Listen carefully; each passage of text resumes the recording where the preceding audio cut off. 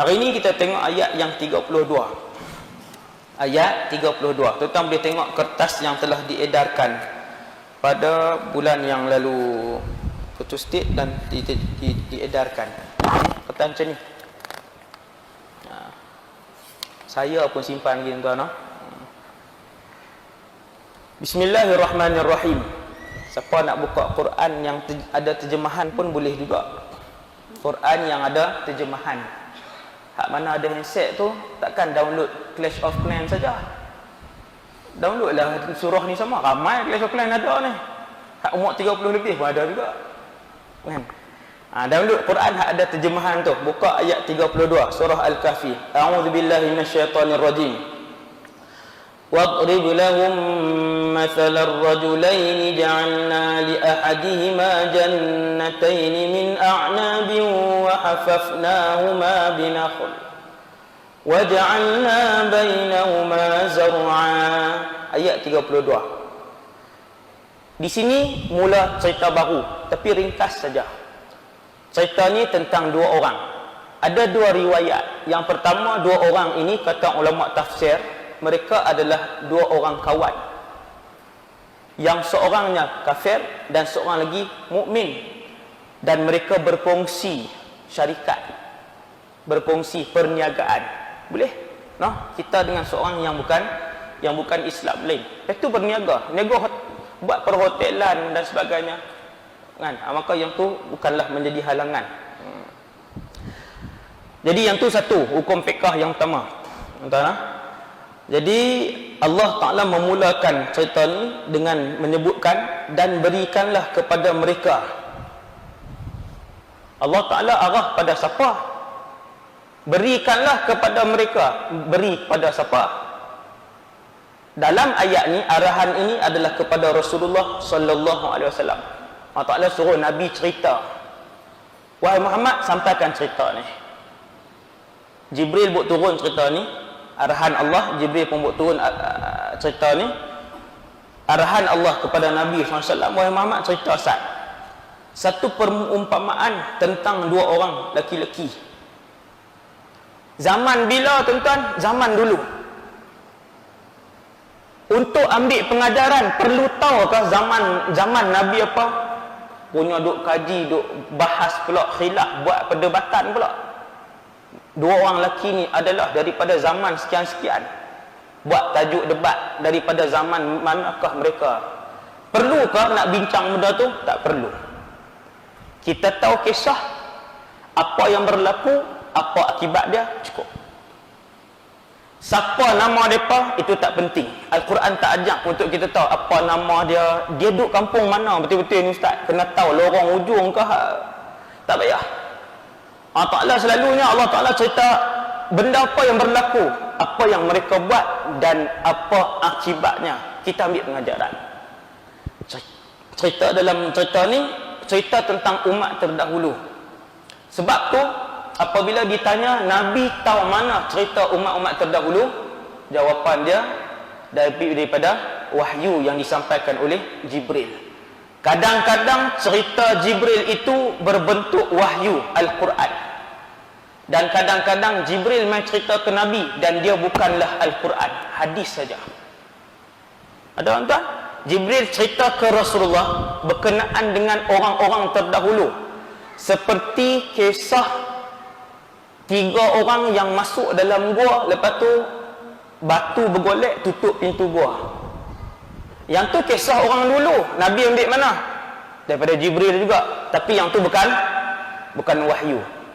Dia bukan Quran. Yang tu bukan Al-Quran. Yang ni kisah orang dahulu yang berbentuk Quran. Wahai Muhammad, cerita kepada mereka, iaitu kepada orang Islam kah, orang bukan Islam kah, satu perumpamaan tentang dua orang lelaki-lelaki. Siapa dua orang lelaki-lelaki ni? Macam saya beritahu tak sah. Ada dua pendapat di kalangan ulama tafsir. Yang pertama, sama ada dua orang ini rakan kongsi, syarikat, rakan. Dan yang kedua, adik-beradik yang berkongsi harta. Boleh juga dua pendapat ni. Kemudian, kata Allah, terjemahannya, mafhumnya, wahai Muhammad, cerita ke orang ramai. orang Islam ke orang bukan Islam ke, kami jadikan bagi seorang di antara keduanya yang kafir 2 buah kebun anggur, dan kami kelilingi kedua buah kebun itu dengan pohon kurma, dan di antara kedua kebun itu kami buatkan ladang. Apa cerita dia? Cerita dia simple je. 2 orang bersaudara ni, kawan ni, 2 orang kawan ni, yang sebahagian ulama tafsir sebutkan nama mereka Tamliha dan juga Futis. 2 orang ni adalah pendapat-pendapat yang orang kata apa, boleh disebutkan nama-nama mereka ni untuk pengetahuan kita, sekadar untuk pengetahuan kita. Seorang nama Tamliha, seorang nama Futis. Mereka kongsi harta, kongsi harta. Allah Subhanahu Wa Taala ambil kisah mereka ni daripada jutaan kisah. Kenapa? Kerana ada sesuatu mesej.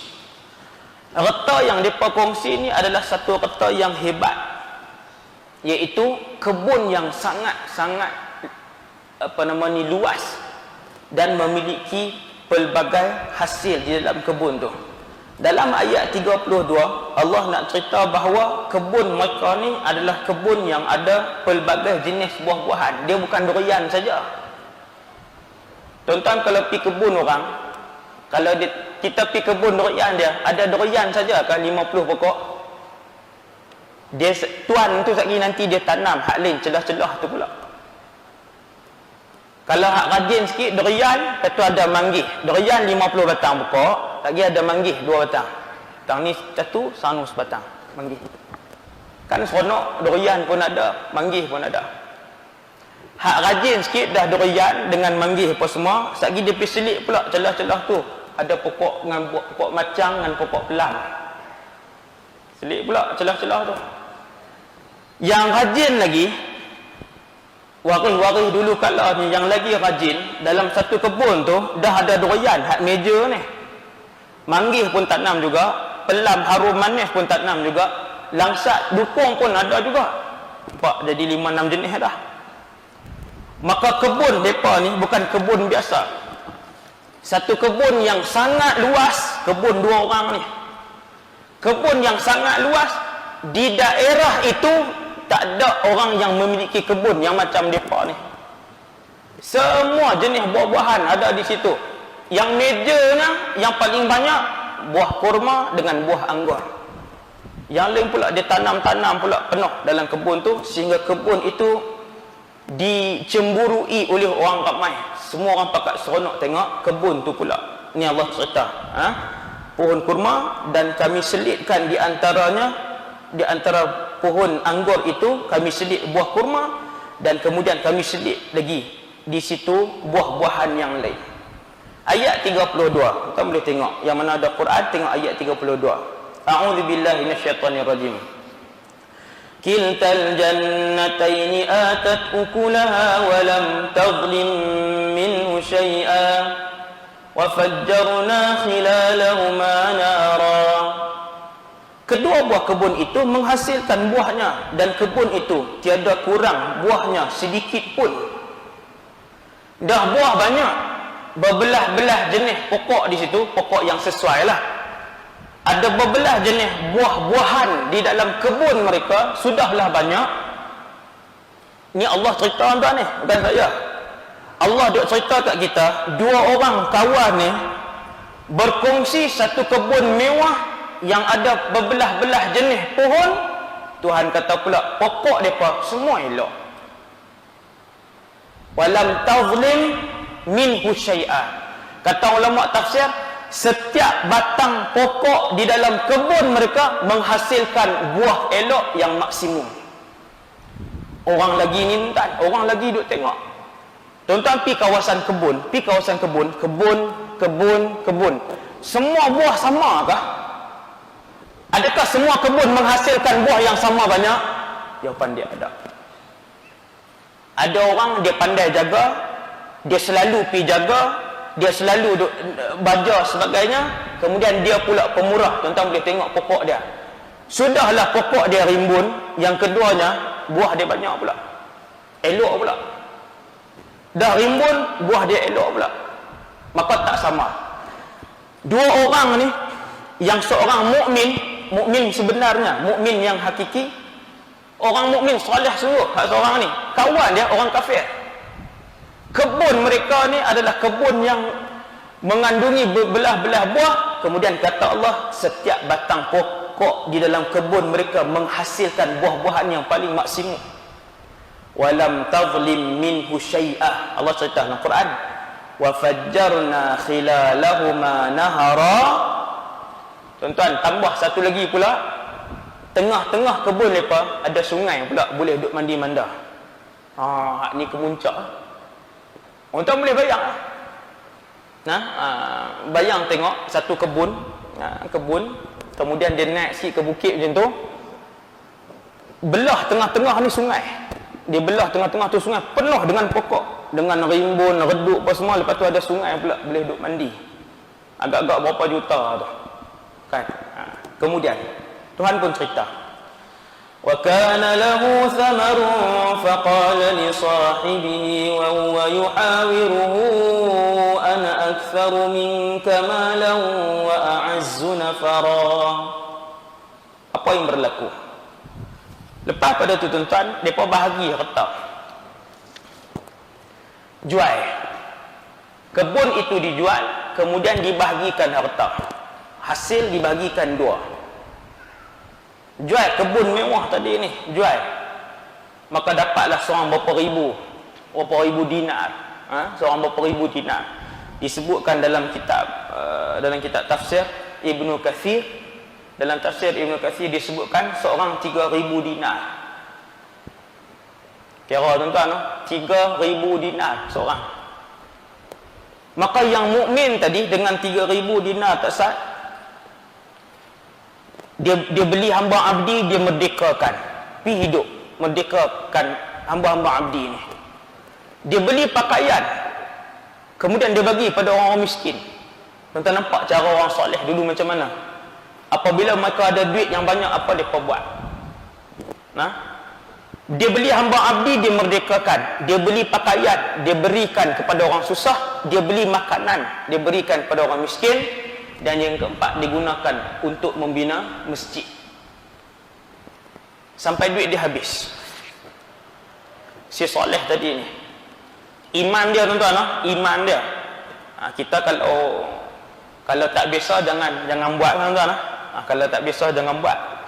Satgi duk keluar semua duit dalam akaun, lepas tu dia duk tunggu bila Tuhan nak bagi balik ni. Buat keluar 6,000 dah ni, kira-kira kena dapat 60. Dia duk tunggu 60, tak dapat. Sebab waktu bagi tu dia duk minta balasan. Waktu bagi tu dia niat kata nak dapat 60,000 balik. Sepatutnya waktu memberikan itu dalam hati dia sebut nak redha Allah. Nak redha Allah, kerana Allah. Tapi waktu dia bagi, dia kata, waktu tak RM10 tu dia kata, harap-harap Allah Ta'ala bagi cepat 100.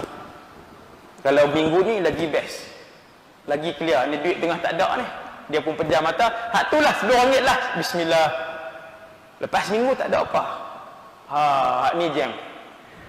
Tuan-tuan, apa yang Rasulullah buat dan para sahabat buat, yang lelaki soleh ini buat, dia bagi semua kata dia. Ini keyakinan yang tinggi.